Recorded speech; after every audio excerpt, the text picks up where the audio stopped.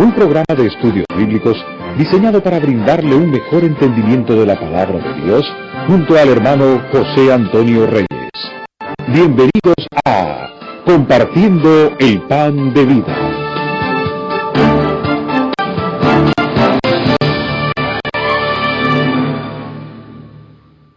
Bienvenido al estudio bíblico de hoy. Soy su hermano José Antonio Reyes, quien me alegro en tenerle a usted como estudiante en estos minutos que pasaremos juntos. Como la Biblia es nuestro libro de texto, le invito a que consiga la Biblia en este momento y la abra en el capítulo 8 del Evangelio de San Marcos. Estamos haciendo estudios expositivos de este hermoso capítulo. Hoy vamos a estudiar la lección número 8 y el tema de la misma es secretos de familia. Vamos a cubrir la porción bíblica que incluye los versículos 27 del capítulo 8 hasta el versículo 50 del capítulo 9 de Marcos. Solamente leeremos algunas partes de esta escritura, ya que es bastante extensa. Vamos a comenzar leyendo del versículo 27 al 34 de este capítulo 8. Recuerde, estos estudios son estudios expositivos de la palabra de Dios y desde el primer capítulo de Marcos hemos estado estudiando la palabra de una manera hermosa.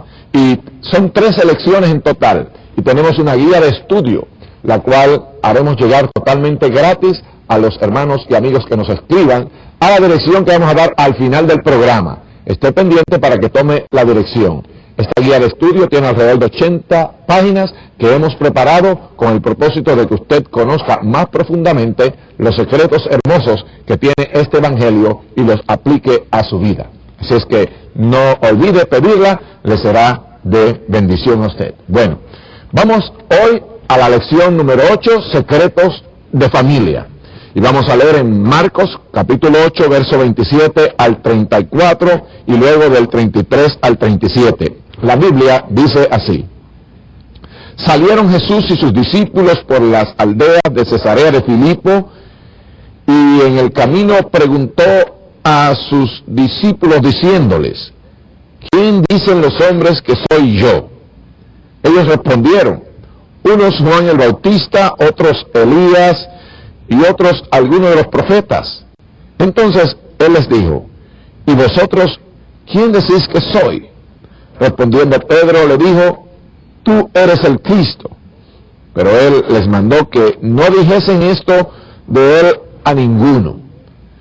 Y comenzó a enseñarles que le era necesario al Hijo del Hombre padecer mucho y ser desechado por los ancianos, por los principales sacerdotes y por los escribas, y ser muerto y resucitado después de 3 días. Esto les decía claramente. Entonces Pedro le tomó aparte y comenzó a reconvenirle.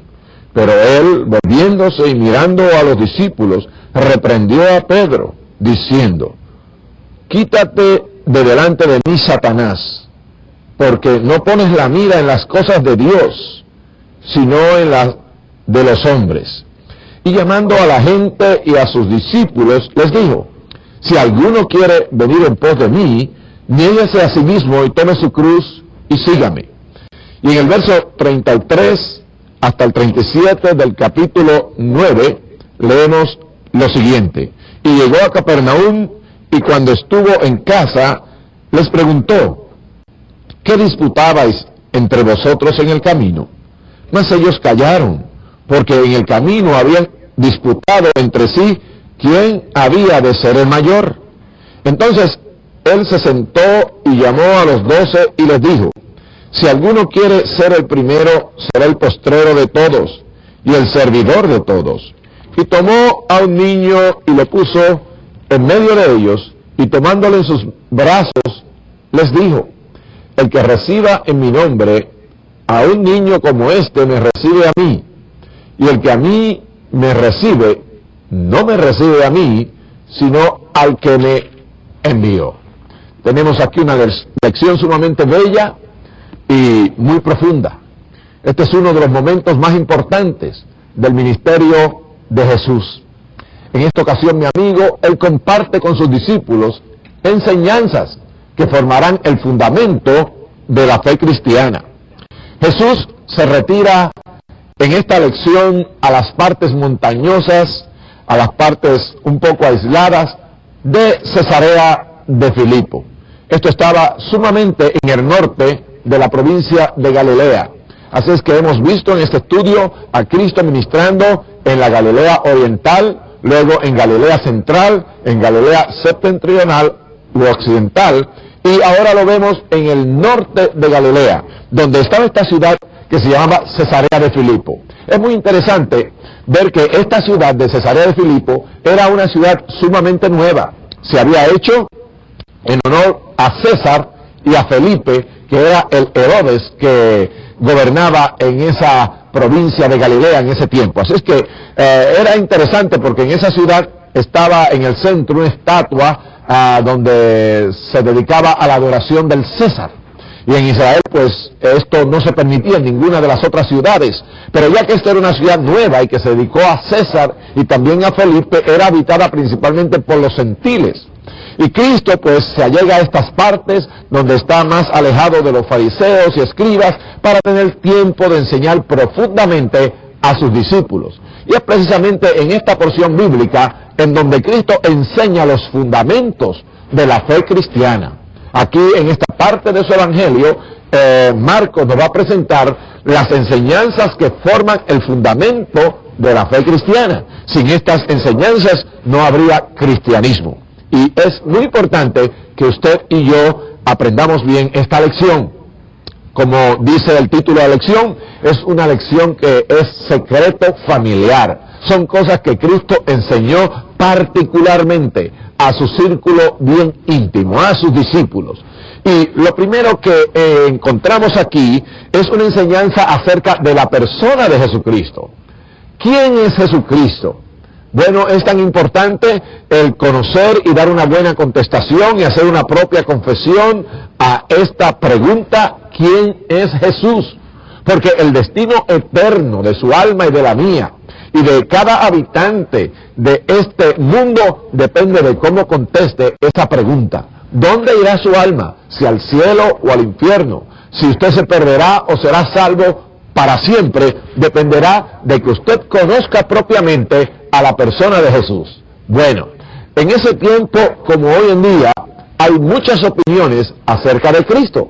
Cristo le pregunta a sus discípulos: ¿quién dicen los hombres que es el Hijo del Hombre? Entonces los discípulos comienzan a relatarle al Señor la opinión pública acerca de Él. Unos dicen que eres Juan el Bautista, que se levantó de los muertos. Vimos esto en el capítulo 7, donde Herodes dice que Cristo pues es Juan el Bautista, que se levantó de los muertos. Mucha gente creía en esto, y claro, Juan era el hombre más importante que había en ese momento en la historia de Israel. No comparaban a Cristo con alguien bajo.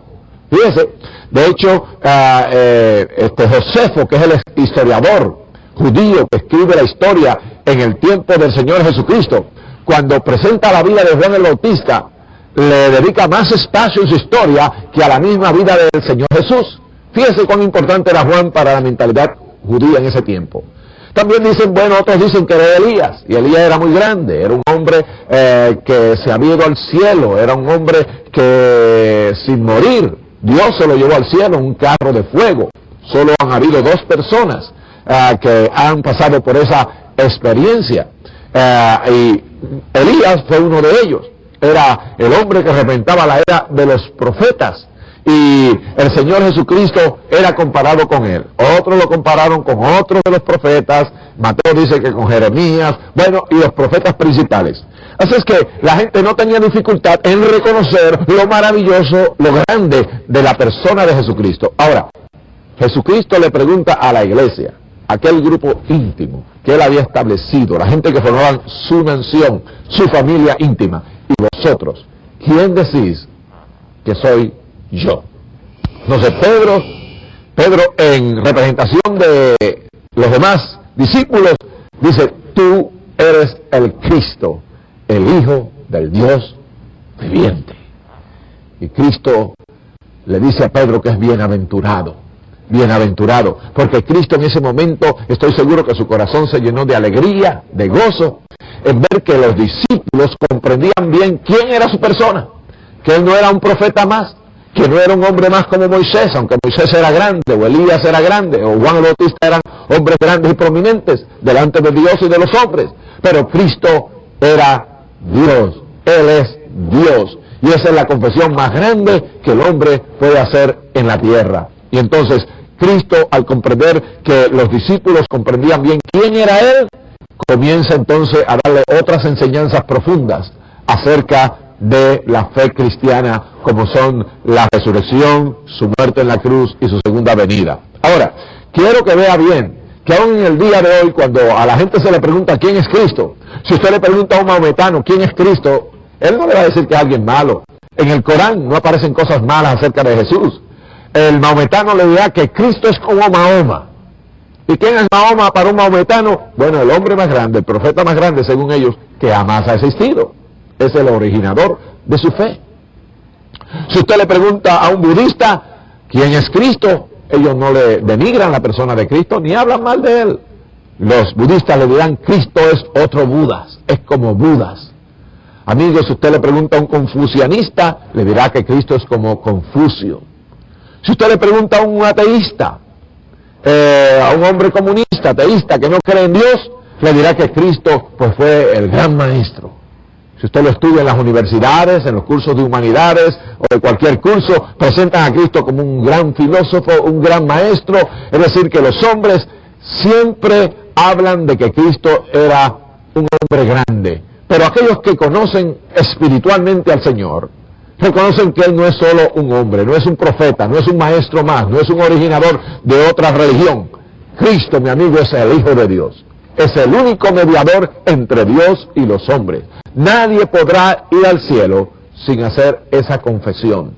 La Biblia dice, si confesares con tu boca que Jesucristo es el Señor y crees en tu corazón que Dios le levantó de los muertos, serás salvo. Pedro dijo en el libro de los Hechos, porque no hay salvación en ningún otro nombre fuera de Jesús.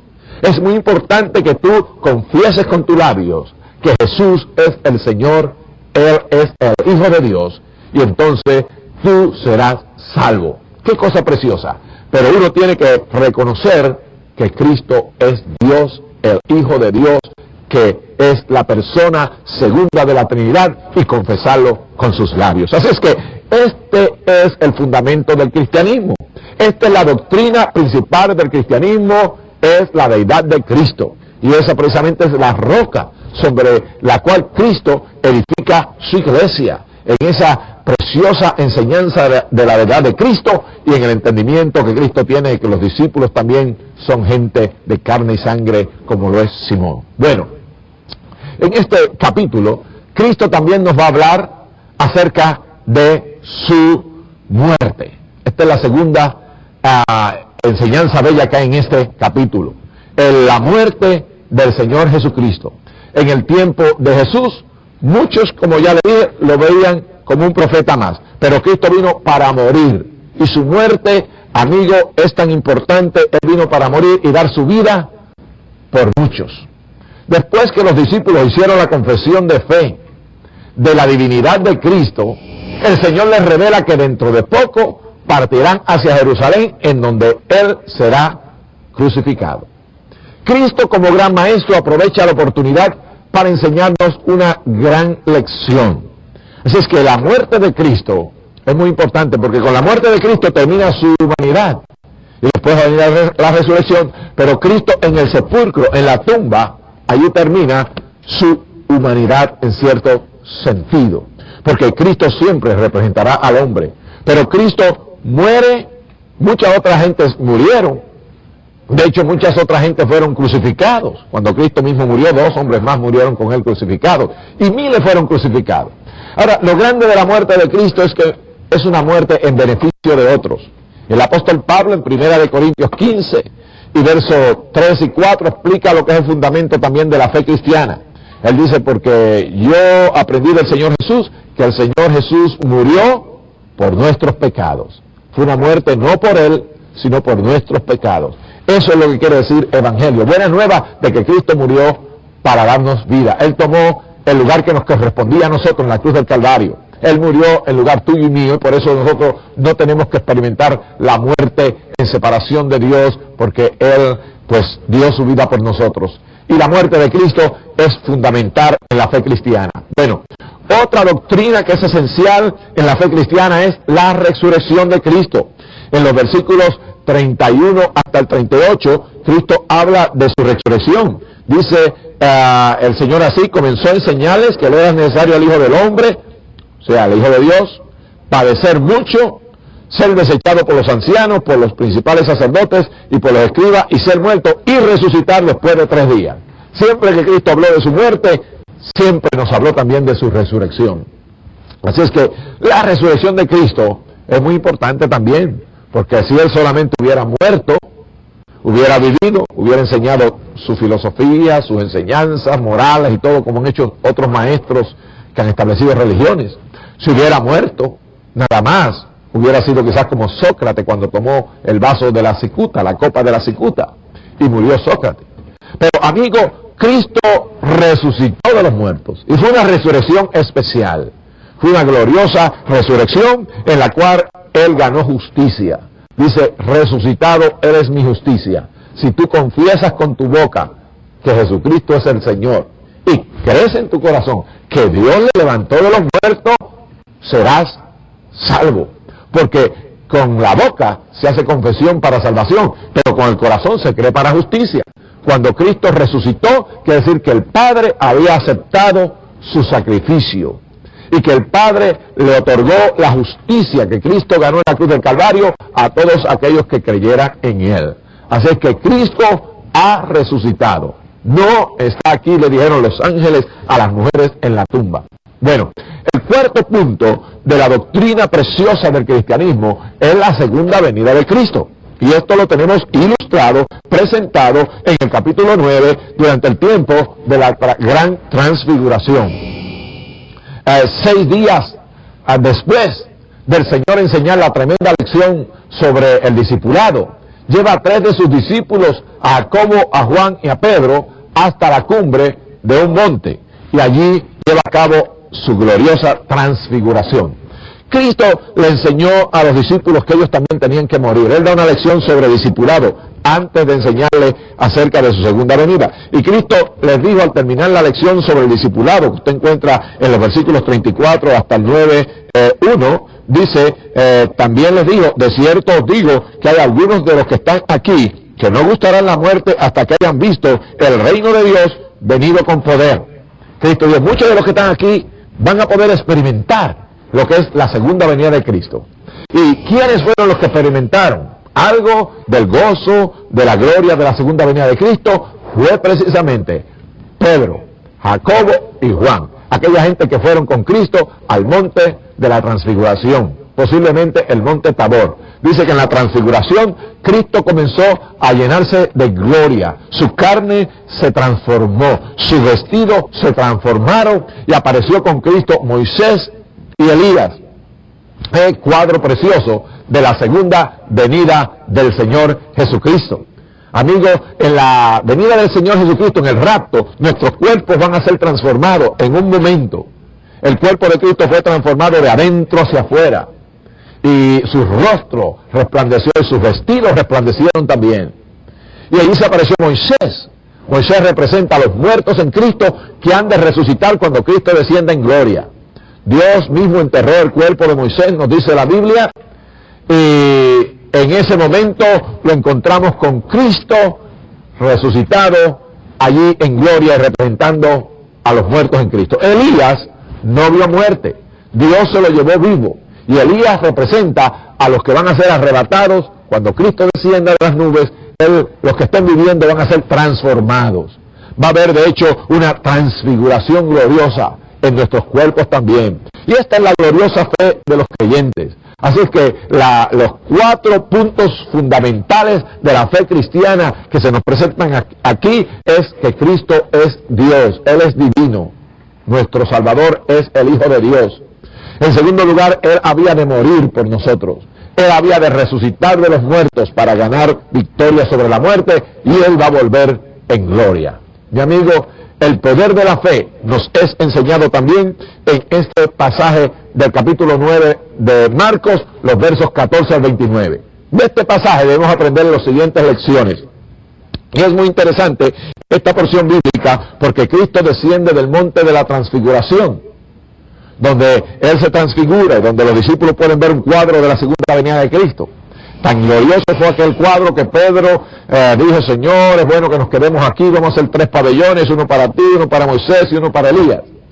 Pedro habló allí erróneamente, porque cuando él hablaba por sus emociones y también según su propia carne, Pedro siempre cometía errores.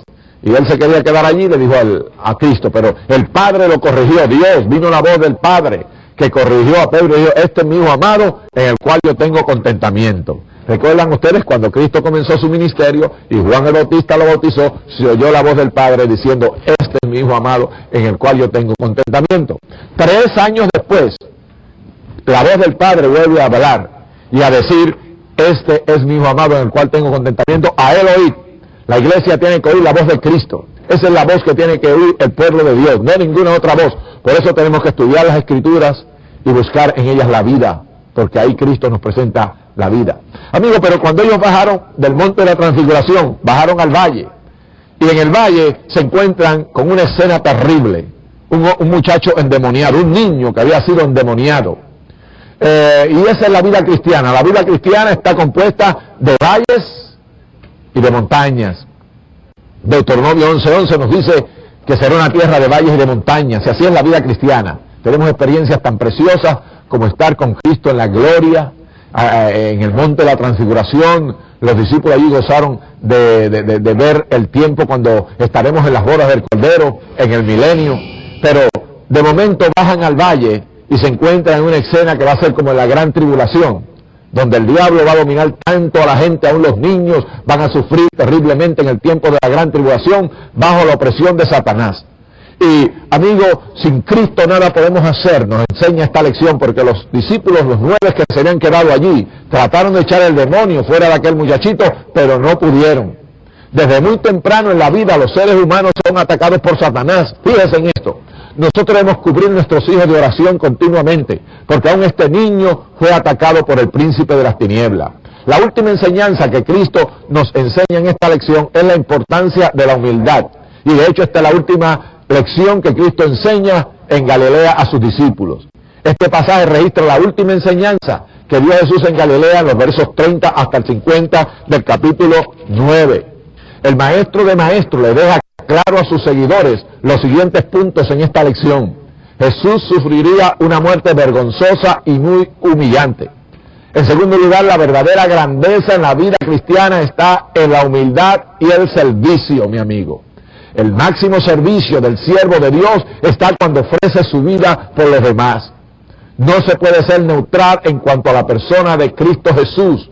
Él afirmó: porque el que no es contra nosotros, por nosotros es. En el verso 40 nos dice esto. Juan quería impedir el que otros creyentes que no andaban con ellos hicieran obras en nombre de Cristo. Pero Cristo le dice a Juan: no puedes hacer eso, porque el que está conmigo no es contra mí. Así es que tenemos una lección preciosa acerca de humildad en esta última parte del capítulo 9, la cual debe llenar nuestras vidas y corazones. Mi amigo, podríamos resumir esta última parte de este capítulo 9 diciendo que cuando Jesús habla de estos pequeñitos que creen en mí, se refiere a todos los hijos de Dios que han aceptado a Cristo y están tratando de servirle. La manera de cómo un creyente trata a otro en la familia de Dios es sumamente importante para el Señor Jesucristo. El mayor deseo de Jesús es que tengamos paz los unos con los otros, como nos dice el verso 50. En esa ocasión en particular, los discípulos no se estaban llevando bien los unos con los otros, ni tampoco se podían llevar bien con otros creyentes. Cuando el yo es crucificado, todas estas obras de la carne desaparecen de la vida de los hijos de Dios, y entonces nos amaremos los unos a los otros como Cristo mandó. También, mi amigo, el mundo será debidamente evangelizado, pues es entonces que creerán que somos verdaderamente discípulos de Cristo. Jesús dijo, en esto conocerán todos que ustedes son mis discípulos, si tuviereis amor los unos para con los otros. Tenga cuidado, como te trata al creyente que quizás no es de su iglesia, pero todo hijo de Dios. Dios no tiene nieto, todos somos hijos de Dios. Dios nos ama a todos por igual. Y toda persona que esté detrás de la cruz, que haya confesado a Jesucristo como su Señor y Salvador, crea en Él de todo corazón, ha nacido de nuevo, ese es mi hermano, ese es mi hermana, y Dios no hace diferencia de persona. Así es que nos debemos tratar todos con humildad, amándonos unos a otros. Nosotros los creyentes no somos enemigos unos de otros. Nuestro único enemigo es Satanás, y a él debemos atacar, pero no al creyente o al hermano que posiblemente no está caminando junto con usted. Bueno, quiero orar en este día para que Dios nos dé un espíritu de humildad y de amor dentro de su pueblo, que lo necesitamos para que el mundo crea que verdaderamente somos sus discípulos y sus seguidores. Oremos.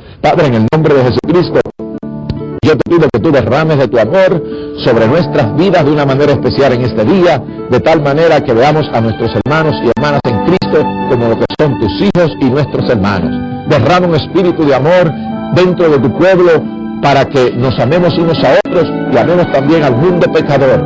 Padre, no podemos amar al pecador si no nos amamos a nosotros mismos y amamos a aquellos que son de la fe cristiana. Los discípulos, Padre, no se podían llevar en ese tiempo entre ellos porque el yo no había sido crucificado. Ayúdanos a ir a la cruz del Calvario. No habrá corona sin cruz. Ayúdanos a Señor, participar de tu sufrimiento también y a ser humildes como tú lo fuiste. Te pido esto en el nombre que es sobre todo nombre, en el nombre de Jesús. Amén y amén.